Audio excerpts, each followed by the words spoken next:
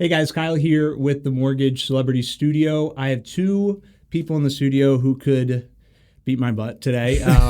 First time probably, but I have Santi and Rene from First Property Solutions. Welcome, guys. Thank you. You guys reached out to us, so I was pretty pumped about that because it got me some experience. So why don't you tell us how you know each other?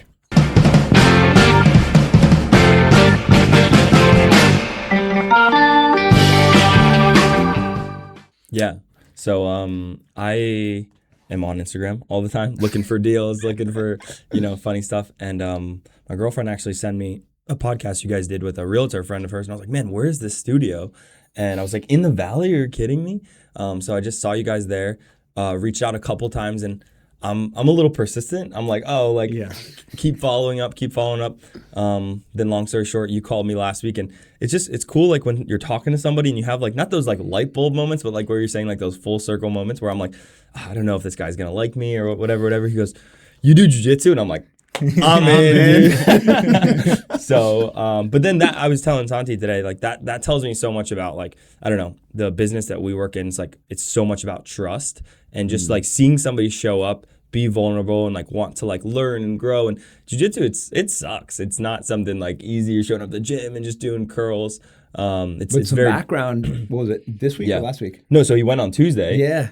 Actually showed up. I was like, dude, I didn't think you were gonna show up, Yeah.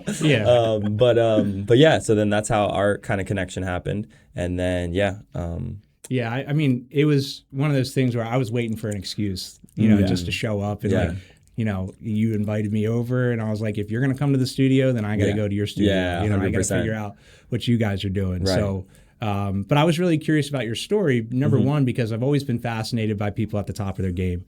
You guys both have a lot of accolades when it comes to mixed martial arts or martial arts in general. And to be around something like that is like, it's like being around a professional athlete. That's exactly what it is. So you want to soak up as much as you can. But how did you two meet in general? Like, because First Property Solutions, we'll get into that, but you guys, I believe, Santi, this is your bread and butter, and you're letting Rene kind of see behind the curtain. But tell us how you met and got involved in this. Yeah, no, so my wrestling career started to end, and that's when I started shifting to, okay, I'm going to go full-time real estate, and I need something else. Real estate or business alone wasn't going to cut it.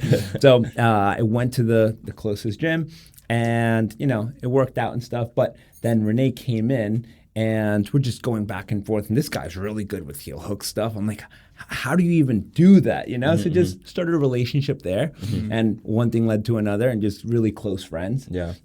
Some point when transition from jiu-jitsu to real life started to, like he was undergoing that section, there's a layer of like, hey, I can really help him develop these skills and put him in a mat or in an arena where he can kind of like take L's without taking real L's. That was a little bit of it. Yeah. And the trust kind of came from like, he's seen me like, we started becoming friends in like 2020, and like 2021 is like when I had my big rise in jiu-jitsu, like came into like big TV show and just traveling and stuff. And like, he was there for me. Like, it's so cool to like just see pictures of you and then your coach in your corner, you know what I mean? And like, there's just like really big matches that I did. And not just like, a match is important and like being on a big stage, but like what's important is those 12 weeks leading up to it. You know what I mean? And every time I needed him, he was there, not only just like physically, but like emotionally and just like helping me, there. And I didn't even know what he was doing on the backside. You know what I mean? Like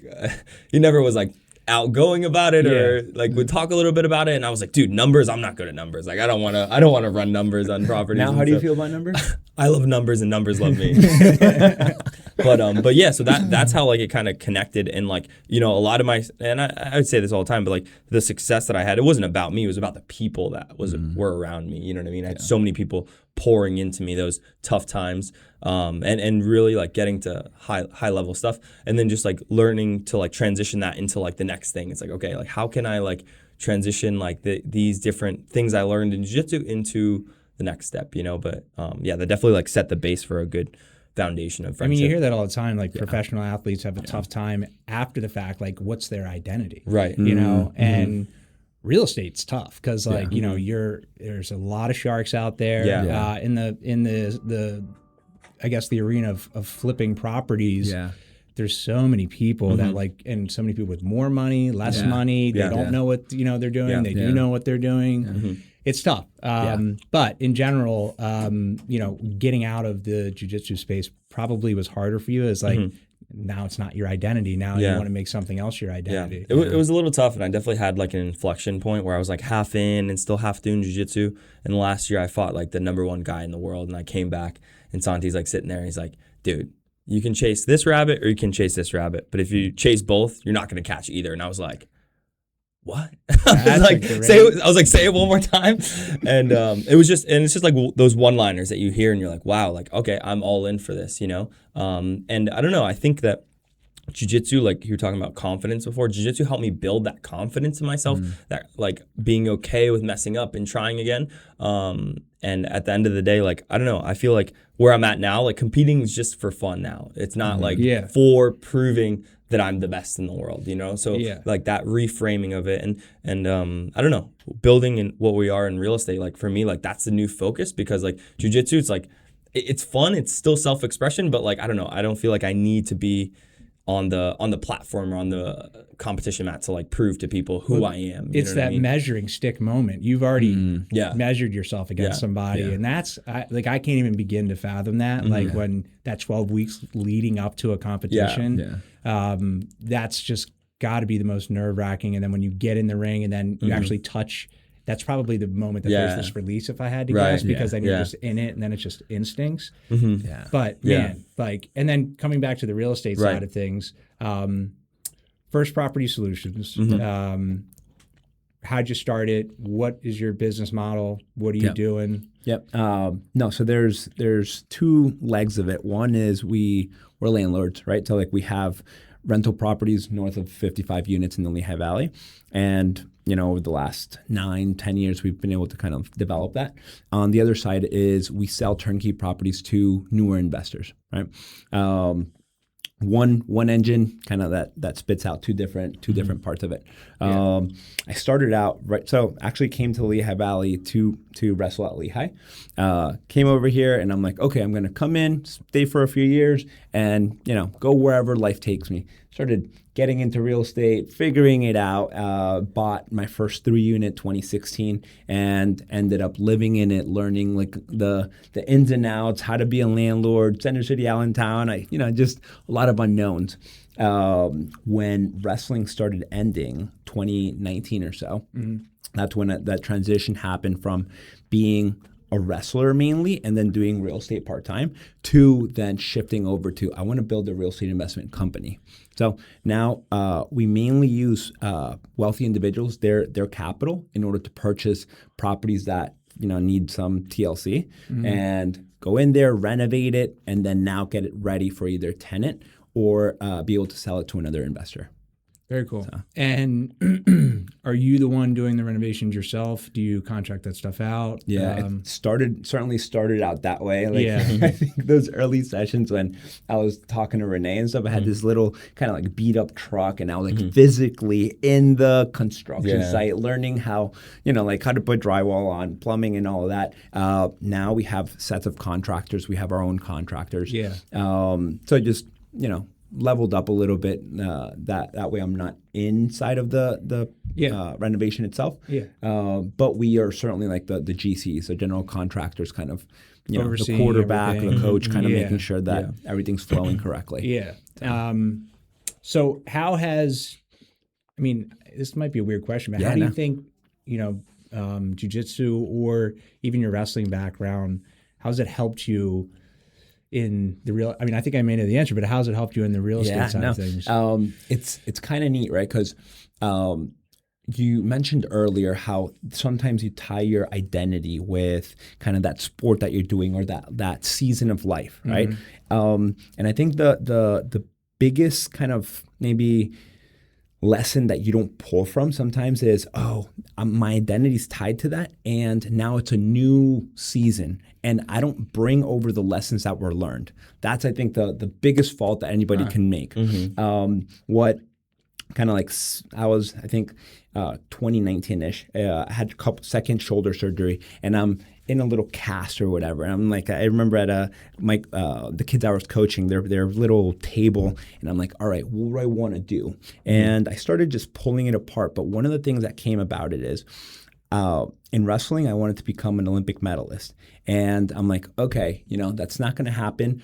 What kind of lessons, what kind of things am I going to bring from that season to this next season? And like, I want an equivalent goal to bring over into real estate investing. So it was just like a neat little thing where there's an area where I'm going to bring all the lessons learned from combat sports. I'm going to plop them into this arena, right? So just automatically, instead of, I'm going to own, like 4 or 5 units and be here. No, we want to make a massive impact in the Lehigh Valley, and eventually be able to create that system that we can plop somewhere else. Momentum, though, right? From like all the lessons, all the hardships, and like ending in a bad way, right? And kind of just keeping that momentum going, and never like, I don't know. It's tough to not get your ego and your identity caught up, and you're like, wake up. And dude, like for us, like just growing up, competing, doing all that stuff, it's tough to not wake up and think about like, man, I was so close to that first place medal, right? Like and stuff like that. And like if only I just hit that one takedown, Yeah. But just like at a certain point, just like trusting God and just like letting all that go and just being like, man, like I'm like I always hear in my head, like a lesson will be repeated until it's learned. You know what I mean? So it's like, cool. Keep repeating the same mistake or be accountable, look at yourself and like learn from that. And that's the cool part about jiu-jitsu or competing or anything like that. Like you're just like, you win and you can learn, or you lose and you like learn a lot more, right? So just like having that growth mindset. I always think about when you get on an airplane, the first thing they're going through their safety thing, and they're like, don't put the oxygen mask on somebody else, put it on you first. And like it's always like a saying for life that like, you can't, unless you've taken care of yourself and you made your bed, if your house is clean, that's when you can take care of other people. Right. And I think martial arts, jiu-jitsu, any type of physical activity, really, if you're taking care of the vessel that is your body, then you can go out and you have the confidence to talk to somebody, look them in the eye, shake their hand, and not be. And I think a lot of people miss that in today's day and age. I think it's coming back around. For sure. Yeah. I think it really there's is. a need for it, right? Especially with like AI and social media and all these things. People are like, what is human connection, Yes. And I think like one thing that like First Property Solutions brings to like just like our friend group and stuff like that, it's just like we're just like with the jiu-jitsu connection part of it, it's just like we're not faking who we are. There's no like show and this and whatever. It's just like this is me, and like it's like through like not just like showing up, but like this energy that we're like sharing in, I just think there's no faking in that. And I don't think like you could like say something and then you show up and we shake hands and it's very different. But that's 100% the reason I showed up on Tuesday. Because I'm like, I'm going to do what I say that I'm going to do. Yeah. And you're like, it's a free class, blah, blah, blah, blah. And like talking about signing up. And by the way, I'll put it on the record here. I'm coming back. I'm going to be coming back. I'm holding myself accountable because, it is something that I want to learn. And I think unless you stop learning, like you always should be evolving, right? Yeah, like that's where I see you right now, getting into this real estate, and it's unfortunate because as a loan officer, I don't get to talk to you guys. You guys don't need me. You guys use hard money, private lending, and so or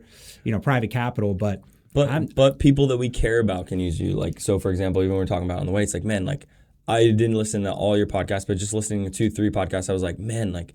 I love people that are aligned with their purpose and care about the people they're working with. You know what I mean? Yeah. It's like even the same thing you said about us, like real estate investors. Like there are sharks, dude. There's a hell of sharks out there. Yeah. You know what I mean? But at the end of the day, like we like to put the people around us because we're in control of that care about the human being next to them, that care about the impact. Like I don't know if this is going to be the last time we talk. You know what I mean? Like, and we the energy and the way we talk to each other and the way we support each other, like that can live forever. You know what I mean? Yeah, and then when you walk into that gym and like some of the baddest people on the planet are there, some people that want to get better. And everyone's just so nice, and everyone like you just don't expect it. You know, it's almost like even nicer than a regular gym. Like you Yeah. walk into a Yeah. regular gym, everyone's looking at Dude, you. so tough. Yeah, yeah. And I walk in and like everybody's just the nicest. And like Yeah. you took the time before and after to talk with me. And it just, again, there was nothing fake about it, you know, and I love that. Yeah. And so you guys are trying to grow this, you know, grassroots, really get, it's not about like the quantity, it's the quality of the relationships. It sounds like. Yeah. You were telling me earlier about the real estate side of things. You know, when a real estate agent has a property. Can you speak to that a little bit more? Yeah. So we don't do too much marketing of ourselves. What we've done really well with is just word of mouth, right? And some of the people that actually bring us deals are real estate agents, and the reason why they start thinking of us is partly because the properties we buy they need TLC. So we're talking about, has somebody that wants to move that doesn't want to move anything. So just a lot of stuff, junk. Maybe there's been scenarios where we bought a property that has a shot roof for the last 2 years. That means all the framing had to go, had to replace, right? So certainly properties that need some a relationship component and somebody that's able to go there and close quick, right? Yeah. So realtor comes in and they're like, I could put this on the market, but you're going to get chewed out, right? Just by a regular buyer that goes in and they're like, oh, it's And then somebody's going to lowball you a lot. Exactly. So they bring us into the equation right at that time. They're able to represent us as their buyer's agent and also represent the seller if they're the ones bringing that seller in. We go ahead and renovate it. We make it look beautiful, and on the back end, we sell it to a first-time investor or somebody that's starting out in the game, right? So then with that, they're also going to be representing us on the sales side, right? So there's like that double, triple commission depending on that's the part who that you I brought. love because a lot of the the rehab fix and flip guys that I know, they have their real estate license, their broker, and then they're selling the property, so they're reaping the benefits. But there's a piece of that I think that people are missing, because if you're the one selling it, then you want to get it to market quick. So you may be taking shortcuts. You're going to get this commission. Yeah. But if you have to be accountable to that listing agent, you know, hey, I need something good that I can sell. Yeah. Right? So it kind of holds you accountable more than Definitely. than if, Or what kind of ARV are you thinking? Like, what do you think the value of this property is going to be? If you're giving me some BS, really, really high number, and then we go to market and it's, like $60,000 less, it's like, okay, like I'm gonna doubt your expertise next time, right? I'm like, let's double click on what you're giving me, right? So the trust factor starts coming down or gets stronger depending on what happens, right? Yeah, and that's from experience, just in general for you, from the real estate agent. Exactly. And you learn so much in this industry. That's the thing I love. I think I'm gonna like about BJJ too, is that I just learn every day. Like every day there's something new. You can never master this. Yeah. And there's, just in meeting people that do commercial loans. Like I don't do a ton of commercial. Like there's a whole different beast out there that I don't even know about, It's so interesting because so I'm a black belt in judo. I've wrestled Division I. I competed in the international level, kind of 5 years into jiu-jitsu. And even with, all the experience, you put me in a certain position or a certain area, and it's like, I don't know much about this, right? Yet I've been doing it all my life, right? It's like the same thing with real estate. It's like, okay, you could say I'm an expert in real estate, and right away it's like it's a BS statement because it's so broad. There's the traditional, there's luxury, there's investments, there's single family investments, there is multifamily, like what size of property, right? So it very similar on both of them. There are the riches and the niches. You need to make sure you concentrate on an area, go really deep into it, become an expert in that section, and you're still going to have a ton of holes on the other ones. That's a great saying. Yeah. What is your niche? I mean, like, what is? And it's funny because even just recently, it's when I realized that. This last couple of years, we've been on the flip side of the equation. We were concentrating on first-time home buyers, right? Just properties below $300,000 and, FHA buyers. Even that was very broad. What we're kind of the alignment that we have now is we are turnkey operators that we either buy the property, we renovate it, rent it and we either keep it for our portfolio or we sell it to investors. So already a renter in the house, you already know the profit. Yep, you already know what the rent's going to be. I already know what the refinance is going to look like. I already know what the loan should be like. I already know what how much you're going to need to put down. What do tenants like? What do tenants not care about so much compared to first-time home buyers, right? So just those pieces that I've mastered over these last 10 years, I'm like, oh, I can really help somebody getting started as a first-time, landlord in a sense. That is huge because there's so many people that are afraid to jump into the investor space. Like they don't know what they don't know, but you just give them a property that somebody's already renting. Yeah. Well, now they know somebody wants to rent it. They don't need to do anything. And then they can look at your work, look at the property, build a baseline off of that, and then be good from there. That's a great business model. It's like what excites me about this is real estate brought over a short period of time brought a good chunk of wealth, right? So just overall, I start looking at, like the, my balance sheet or what's happening on the wealth equation. And you're like, oh, that's scary how quickly this happened, right?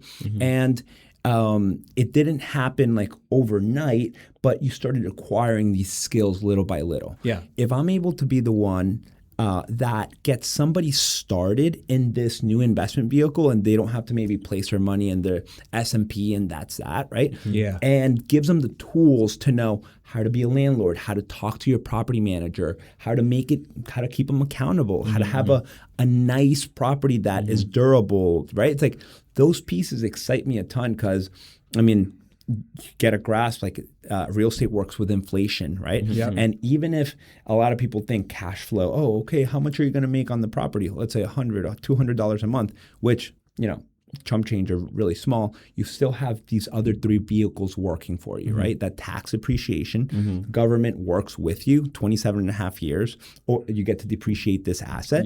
The other piece is the mortgage stays the same, right? So if you got a mortgage for $100,000, you start deducting it little by little, right? And that debt isn't going to change, yet inflation changes, right? So the debt, in a sense, is worth less, and the tenant's paying it out over time. And rent goes up.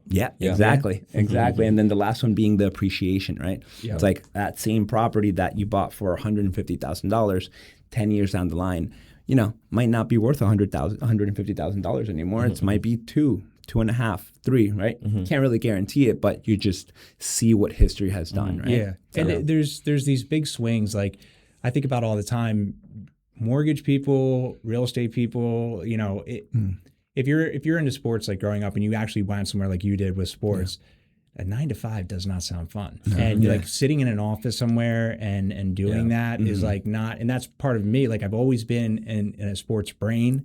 I studied sports management, like always been in this space. And I was like, I don't want to do this 9 to 5. So being able to set your own hours, talking to your clients when, you're available and making sure you're there for them. But I think that's a great part of like the professional athlete or just that person, that goal oriented is probably the best way to describe There's no cap, right? There's something exciting about being able to put time and effort into something where I'm not going to get capped as to how much money or how much wealth I can build in this vehicle. And that section is really, really cool because now you start building on your side, right? You start building a business or an equation that you can take care of more clients. Right. At the end of the day, the more value you're able to bring into the marketplace, the more you're going to be able to make. Right. So, and the wealth side was like obviously think about money, but I think for me it's like the two things that like jiu-jitsu brought to me were like purpose and then also freedom of time.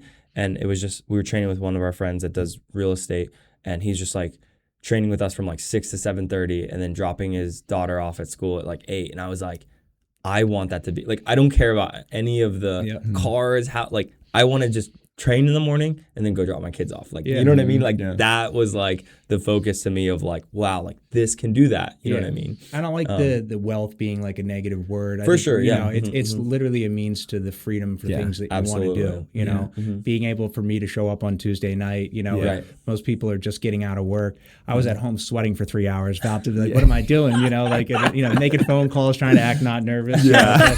But, you know, it's funny though, because like it's a new thing. It's you know, but that's what I love about this job, this area. You get to meet so many cool people. As I've met you guys, and you get to do so many cool things, but it never gets dull. No. And it opens up these new experiences, which is awesome. Because at the end of the day, our business is not a house business, right? It's a people business.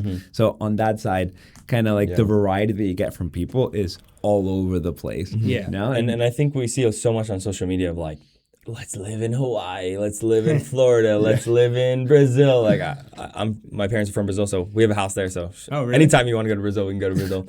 But it's like this like thought that like the Lehigh Valley or whatever like can't be that kind of like place and community. And just a learning experience I had was Santi was like, right when we like kickstarted and started going really hard on real estate, he was like, hey dude, like I'm going to travel with my wife. Like, we're going to be gone for like 6 months. And like, dude, we're like peak best friends. I just started doing real estate. I'm like, and I'm just going to do this. Like, I was like, this sucks.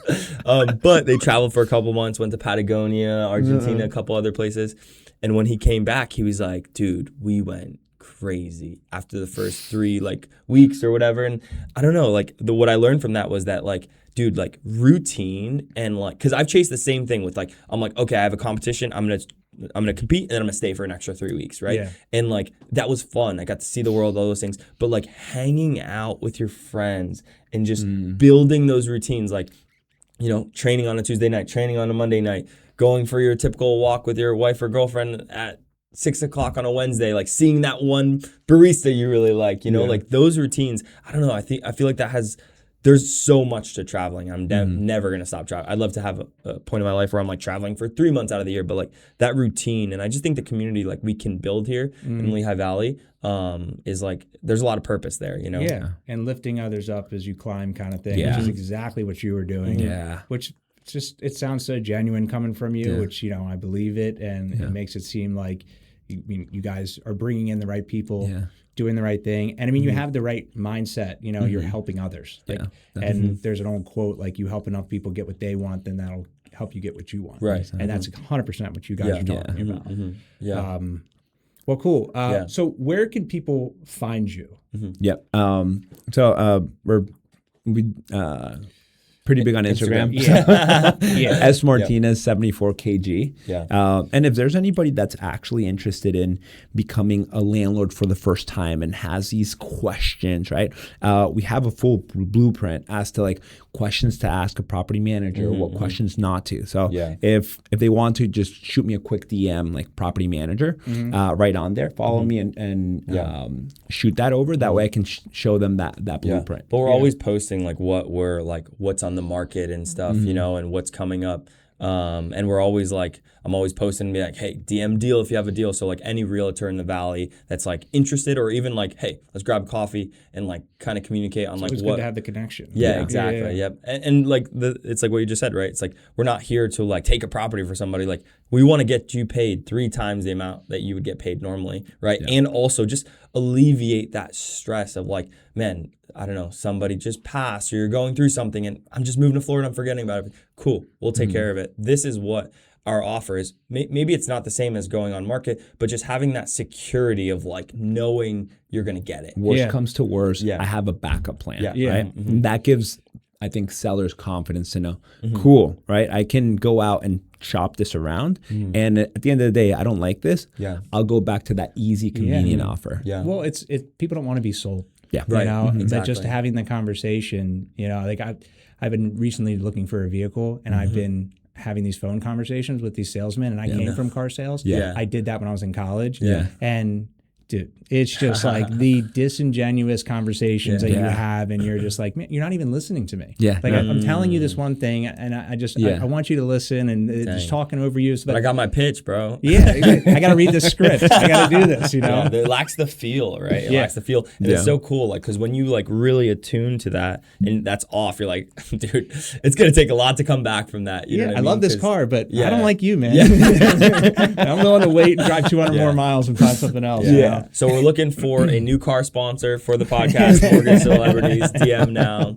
But no, quick question for you. I don't know, just you being excited to start jiu-jitsu and stuff, what would be like a 1-year goal or something for you? Like what do you, because there's a lot of energy in it right now, and I can see that you have a good balance of like your brain and your body where you're like, your mind's like all these things, and you come back down like, okay, how do you break fall? Okay, dude. I was watching you guys do that the other night, and I was like, are they just doing it for show? Like, what's the slapping thing doing? And I learned a lot just in the first night, but I want to learn so much more. And the other thing is like I walk in, and the first guy I trained with tore his retina. I think he did it doing jiu-jitsu. So I'm like, what am I getting into? Like, I'm just going to be injured walking around, which, I do enough where I have constant aches and pains, getting to be, close to 40 or 36 years old, so I was worried about that aspect of it, but I was just thinking about that because when we were talking here, it's not like you can sit there, like with basketball, you can say, I want to score this many points.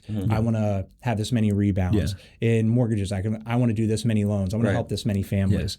I don't know what a good goal is for jiu-jitsu. So maybe you can help me with that. But for me, I think it would just be, I want to look back a year from now and have somebody be like, you grew a lot this year. Like, think about when you first walked in here and like all this stuff. And I want to actually just be knowledgeable, but I don't know how I quantify that. So maybe you can help me with that. Yeah. You want to say something first? So one of the first pieces is just kind of like the comfort level to doing something, right? Like at the beginning, you're just saying, all right, like you're nervous, you're like, oh my God, I'm going to go to this place, right? So like, how can I feel comfortable going live or being in a match, right? So like, it's not winning or losing or whatever, but just knowing that, I have my first technique, I have my second technique, I know how to double grip, come down and get this rolling, right? So like confidence behind that would probably be where my brain goes. I would just say like, because it's like, quantify awareness, right? Quantify moves, right? It's like Santi's saying, it's like, dude, I thought I'm good and I'm still good. And all of a sudden, like Rene puts me in this thing. I'm like, dude, what are you told me you taught me everything. There's more though.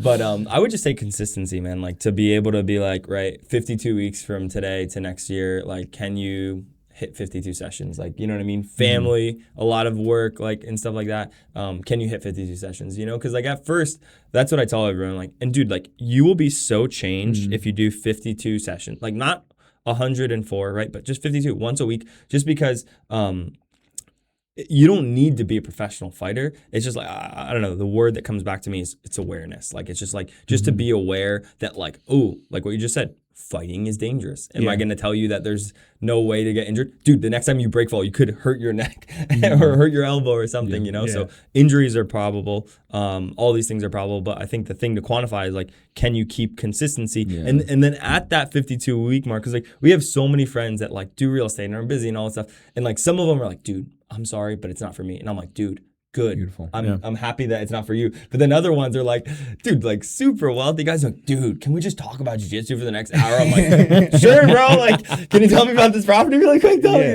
And I love that. So it's either or, right? You're either going to be in and that's great, or you're going to be out and that's all good, right? So for me, that's the measurable though, like 52. Being able to show up and because it's just obviously hard, the week comes and goes, right? Like there's family events or whatever. It's like, what is that second alternative when I can't do that, right? If I am committing to 52 weeks, all right, can I set up a private session in case with Rene or somebody else where I can kind of show up in the morning, right? All right, are you not going to be able to show up at 6 o'clock in the morning? It's like you could find the time. That's, so like, I think that's where we commitment. started too with doing like just real, I don't know, that's where like the real estate bug got put in my head too. Like he was like, dude, my business is really busy. Like, can we do 6 a.m. session? And I just had this moment where I was like, my whole body said no, but I just had this feeling of yes, and I was like, yes. And I was just like, this sucks, dude. But it was some of the most impactful training sessions we had, not just for my growth in jiu-jitsu and learning judo and learning wrestling and stuff. Like the amount I leveled up in that time, I don't know, was insane. And the amount also like I was able to pour into him. But then like a group that we created there was like real estate and jiu-jitsu guys.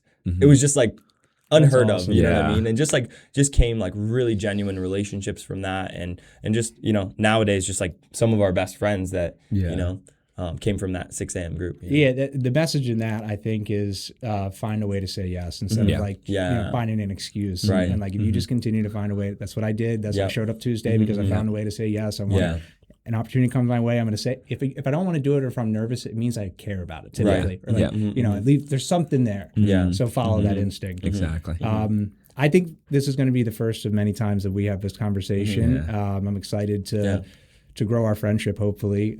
See you on Tuesday nights. Anyone out there who's going to be doing this, wants to join us on Tuesday nights, 10 5 to 6. Bethlehem. 10th Planet. Shout out Eddie Bravo. Shout out Joe Rogan. Love you guys. What's the